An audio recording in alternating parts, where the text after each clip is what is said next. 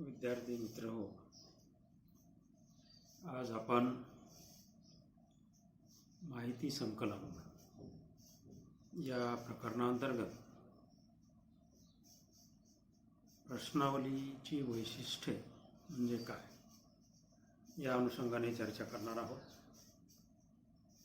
या अगोदर आपण प्रश्नावलीचा उद्देश समजून घेतला. माहिती संकलन किंवा तथ्य संकलन या प्रकरणांतर्गत प्रश्नावलीची वैशिष्ट्ये या मुद्द्याविषयी आपण आज सविस्तर चर्चा करणार आहोत. प्रश्नावलीचा अर्थ आणि उद्देश आपण पाहिलेला आहे. आज आपण प्रश्नावलीची वैशिष्ट्ये कोणती आहे की जेणेकरून आपल्याला प्रश्नावली अधिक योग्य पद्धतीने समजू शकते त्या अनुषंगाने चर्चा करत असताना प्रश्नावली प्रामुख्याने अनेक वैशिष्ट्ये प्रामुख्याने दिसून येतात. प्रश्नावलीचं प्रमुख वैशिष्ट्य व लक्षण या पद्धतीमध्ये संशोधक जो असतो या संशोधकाच्या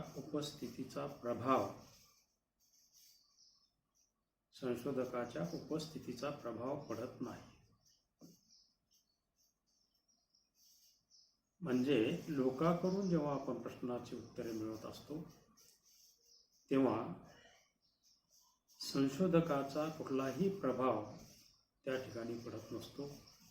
संशोधकाचा प्रभाव न पडता लोकांकडून प्रश्नांची उत्तरे ही मिळवली जातात किंवा उत्तरे गोळा केली जातात. हे त्याचं वैशिष्ट्य आहे. म्हणजे संशोधकाचा प्रभाव तिथं दिसून येत नाही. त्यानंतर दुसरं लक्षण आहे की प्रश्नावली हा एक प्राथमिक माहिती गोळा करण्याचं साधन आहे किंवा प्रश्नावली ही एक प्राथमिक माहिती गोळा करण्याचा विधी आहे. प्राथमिक सामग्री गोळा करण्याचा हा विधी आहे, एक कार्यक्रम आहे. म्हणून प्रश्नावलीला प्राथमिक माहिती गोळा करण्याचं साधन किंवा विधी या नावाने ओळखलं जातं.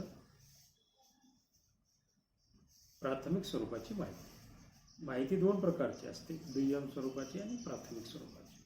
प्रश्नावलीच्या माध्यमातून आपल्याला ती प्राथमिक स्वरूपाची माहिती गोळा केली जाते, गोळा करता येते. म्हणून प्राथमिक स्वरूपाची माहिती गोळा करण्याचा हा एक कार्यक्रम आहे, हा एक विधी आहे. या अनुषंगाने प्रश्नावलीकडे पाहिलं जातं. प्रश्नावलीची भाषा तिसरं लक्षण या संदर्भात तिसरं लक्षण असं आहे की प्रश्नावलीची भाषा ही सरळ आणि सोपी असते. प्रश्नावलीची भाषा सरळ आणि सोपी, स्पष्ट असते. कारण काय की प्रश्न ज्याला विचारले जातात किंवा ज्यांना ती प्रश्नावली आपण पाठवली जाते त्यांना ती प्रश्न समजली पाहिजे. त्यांना ते प्रश्न अवघड वाटता कामा नये. म्हणून प्रश्नांचं स्वरूप हे सरळ आणि स्पष्ट स्वरूपाचं प्रामुख्याने दिसून येते. म्हणून प्रश्नावलीमध्ये प्रश्नाचं स्वरूप सरळ आणि स्पष्ट असलेले दिसून येते. हे त्याचं एक लक्षण प्रश्नावलीच्या अनुषंगाने आपल्याला या ठिकाणी सांगता येईल. आणि म्हणून प्रश्नावलीचं स्वरूप जे आहे हे सरळ आणि स्पष्ट असे असते असं आपल्याला म्हणता येईल. प्रश्नावली ही पुढचं लक्षण आपण पाहत असताना प्रश्नावली ही एका उद्देशाने प्रेरित होऊन केलेली असते. म्हणून प्रश्नावली ही उद्देशपूर्ण. म्हणून प्रश्नावलीचं लक्षण काय की प्रश्नावली ही उद्देशपूर्ण व सुनियोजित अशा स्वरूपाची असते. प्रश्नावली ही उद्देशपूर्ण आणि सुनियोजित अशा प्रश्नांची तालिका असते.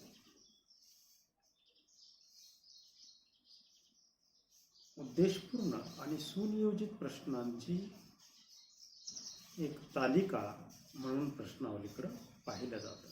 म्हणून ही त्याचं या ठिकाणी वैशिष्ट्य आपल्याला सांगता येईल. प्रश्नावलीचं पुढचं जे वैशिष्ट्य आहे, प्रश्नावलीच्या द्वारे विस्तृत क्षेत्रातून माहिती गोळा केली जाते. प्रश्नावलीमुळे आपल्याला विस्तृत क्षेत्रातून माहिती गोळा करता येते. म्हणजे उदाहरणार्थ मराठवाडा विभाग किंवा महाराष्ट्र प्रदेश, पूर्ण महाराष्ट्रातली माहिती आपल्याला जर मिळवायची असेल तर त्यासाठी आपण प्रश्नावलीचा आधार घेत असतो. आणि अशा ह्या विस्तीर्ण किंवा विस्तृत क्षेत्रातून योग्य माहिती आपल्याला प्राप्त करण्याकरता प्रश्नावलीचा वापर केला जातो. म्हणून हे त्याचं एक लक्षण आहे की विस्तृत क्षेत्रातून माहिती गोळा केली जाते. त्यानंतर प्रश्नावली जेव्हा तयार केली जाते, नंतरचं जे वैशिष्ट्य आहे ते म्हणजे प्रश्नावलीचं स्वरूपाच्या अनुषंगाने, प्रश्नावलीची रचनाच्या अनुषंगाने आहे की प्रश्नावली जी प्रश्न विचारली जातात त्या प्रश्नांचा क्रम, म्हणजे अनेक प्रश्न प्रश्नावलीमध्ये असतात. ती प्रश्नांची एक यादी असते, अनेक प्रश्न त्यामध्ये असतात. म्हणून 1 ते समजा 50 प्रश्न आहेत, तर मग एक प्रश्न क्रमांक 1 पासून ते 50 प्रश्नापर्यंतची रचना या ठिकाणी करावी लागते. मग हा जो प्रश्नांचा जो क्रम असतो 1, 2, 3, 4 अशा पद्धतीने 50 पर्यंतचा, तो क्रम सोपा प्रश्न ते कठीण प्रश्न अशा प्रकारचा असतो. म्हणजे सुरुवातीला सोपे प्रश्न विचारणे आणि त्यानंतर अवघड प्रश्न विचारत जाणे. म्हणजे सामान्य प्रश्नापासून ते विशेष प्रश्नाकडे आपण जात असतो. सामान्य प्रश्नाकडून विशेष प्रश्नाकडे आपण त्याची रचना करत असतो. म्हणून त्याचा क्रम असा असतो की सोप्याकडून अवघडकडे जाणे. सुरुवातीला सोपे प्रश्न विचारणे, नंतर थोडे अवघड करत करत शेवटपर्यंत ते अवघड स्थितीकडे ते घेऊन जाणे. त्यालाच आपण सामान्यापासून विशिष्टाकडे जाणे अशा प्रकारचा हा क्रम या प्रश्नावलीच्या मध्ये आपल्याला दिसून येतो. म्हणून प्रश्नावलीमध्ये प्रश्नांचा क्रम सुरुवातीला सोपा आणि नंतर तो अवघड शेवटी अवघड असा झालेला दिसून येतो. म्हणून सामान्याकडून विशिष्टाकडे जाणारा हा प्रश्नांचा क्रम असतो. म्हणजे सामान्य प्रश्न सुरुवातीला आणि नंतर विशिष्ट प्रश्न, अवघड विशिष्ट हेतूने विचारलेले प्रश्न, अशा प्रकारचा हा क्रम प्रश्नावलीचा प्रामुख्याने दिसून येतो. म्हणून हे त्याचं लक्षण आहे की प्रश्नावलीतील प्रश्न हे सामान्याकडून विशिष्टाकडे जाणारे असतात. त्यानंतर प्रश्नावलीचं वैशिष्ट्य दुसरं सांगता येईल किंवा त्याचं लक्षण काय आहे, तर प्रश्नावलीमुळं वेळ वाचतो आणि खर्च वाचतो. प्रश्नावलीमुळे वेळ आणि खर्च याच्यामध्ये बचत होते. वाचतो म्हणजे 100% वाचत नाही, त्याच्यात बचत होते. म्हणजे इथं 1000 रुपये खर्च यायचा, तिथं 200 रुपयात प्रश्न आपल्याला खर्चात माहिती मिळते. जिथे 1 महिना लागतो तिथे 8 दिवसामध्ये आपल्याला ती माहिती उपलब्ध होते.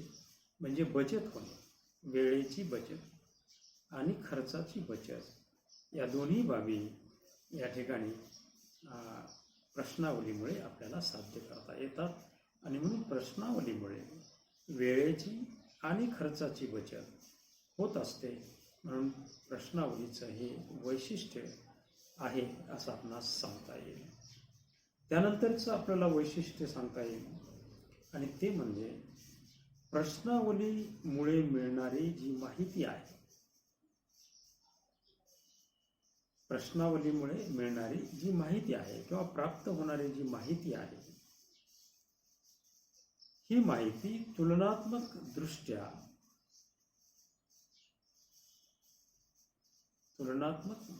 वस्तुनिष्ठ असते. म्हणजे प्रश्नावलीद्वारे मिळणारी माहिती ही तुलनात्मक दृष्ट्या वस्तुनिष्ठ असते.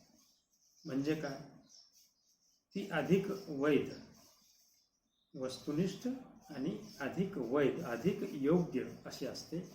कुणाच्या तुलनेत? इतर साधनाने गोळा केलेल्या माहितीच्या तुलनेत.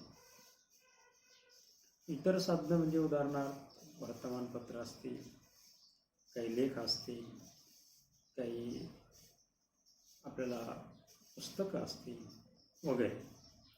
तर यातून मिळणाऱ्या माहितीच्या तुलनेमध्ये प्रश्नावलीद्वारे मिळणारी माहिती ही अधिक वस्तुनिष्ठ आणि योग्य, वैध म्हणजे योग्य अशा प्रकारची असते. म्हणून हे त्याचं वैशिष्ट्य आहे की प्रश्नावलीतून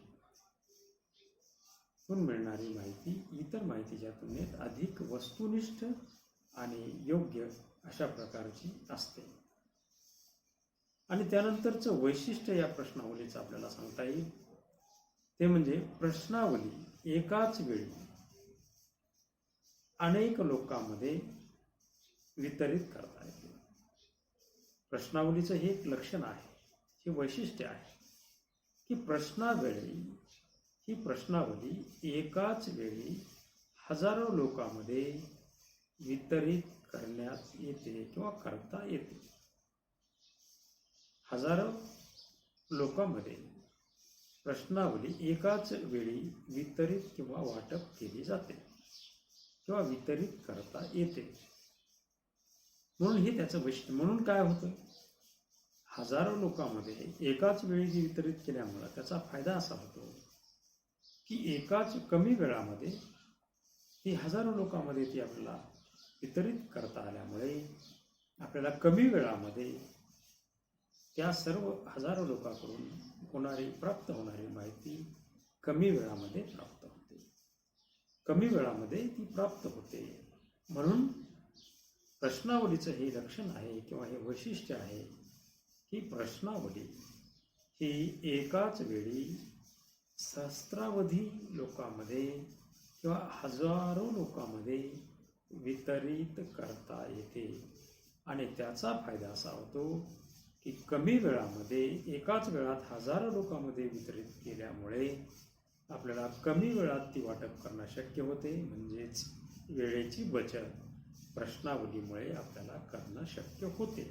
अशा प्रकारे एकाच वेळी हजारो लोकांमध्ये वितरित करण्यात येणारी प्रश्नावली ही तिचं लक्षण आपल्याला या ठिकाणी प्रामुख्याने सांगता येईल.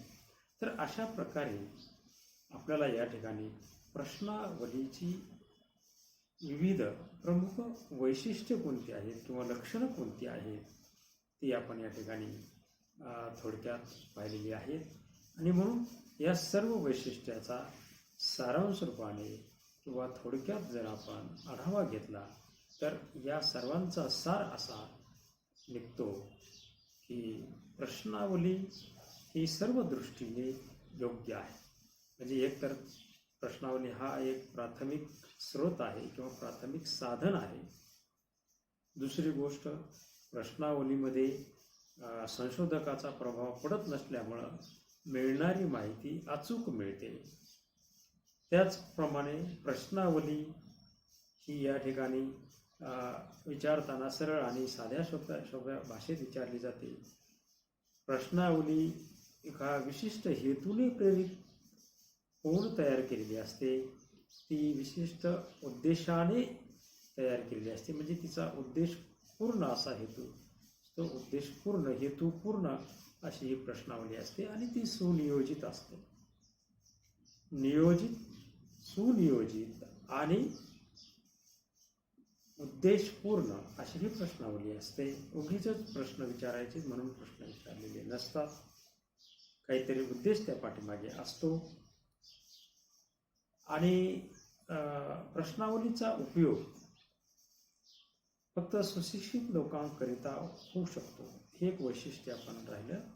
आणि ते म्हणजे प्रश्नावलीचा उपयोग फक्त सुशिक्षित लोकांसाठीच करता येतो. कारण काय, प्रश्नावली लिखित स्वरूपात असल्यामुळे ते वाचता येणारे, त्या प्रश्न समजून घेणारे जे शिक्षित आहेत, जे सुशिक्षित आहेत, त्यांनाच ते शक्य होतं. म्हणून शिक्षित असलेले, सुशिक्षित असलेले लोक जे आहेत त्यांनाच प्रश्नावली ही पाठवली जाते आणि त्यांच्यासाठीच ती तयार केली जाते. त्यानंतर प्रश्नावली विस्तृत क्षेत्रातून माहिती गोळा करते, हे आपण पाहिलं आणि त्यातून माहिती आपल्याला प्राप्त होते. प्रश्नावलीचा क्रम हा सोप्याकडून अवघडकडे असतो, सामान्याकडून विशिष्टाकडे असतो, हेही पाहिलं. प्रश्नावलीमुळे वेळ आणि खर्च यामध्ये बचत होते. प्रश्नावलीपासून मिळणारी माहिती, प्राप्त होणारी माहिती ही तुलनात्मकदृष्ट्या अधिक वस्तुनिष्ठ आणि वैध म्हणजे योग्य अशी असते आणि ही प्रश्नावली एकाच वेळी हजारो लोकांमध्ये वितरित करता येते. अशा ह्या सर्व बाबी आपण प्रश्नावलीच्या लक्षणाच्या अनुषंगाने किंवा वैशिष्ट्याच्या अनुषंगाने पाहिल्या. म्हणजे प्रश्नावलीची वैशिष्ट्ये कोणती आहेत ती आपण या सर्व मुद्द्यातून तपासली आणि यावरून आपल्या असं लक्षात आलं की प्रश्नावली नेमकी काय आहे, तिची वैशिष्ट्ये कोणती आहेत आणि प्रश्नावली कशी ओळखायची हे ओळखण्याची ही सर्व मुद्दे आपल्यापुढे या प्रसंगी मी नमूद केली, मांडली. मला वाटतं ही सर्व प्रश्न आपल्याला किंवा ही प्रश्नावलीची सर्व मुद्दे आपल्याला समजले असतील. एखाद दुसरा मुद्दा जर समजला नसेल तर त्या अनुषंगाने किंवा त्या प्रश्नांची किंवा तुमच्यामध्ये असलेल्या शंका कोणत्याही असतील या प्रकरणाच्या अनुषंगाने तुम्ही त्या विचारू शकता. त्या प्रश्नाची उत्तरं पुढील व्हिडिओ लेक्चरच्या सर्वप्रथम सुरुवातीला दिली जातील. अशा प्रकारची या ठिकाणी मी आपल्याला माहिती देतो आणि आजचं हे व्हिडिओ लेक्चर आपण या ठिकाणी पूर्ण केले असे स्पष्ट करून येथेच थांबतो.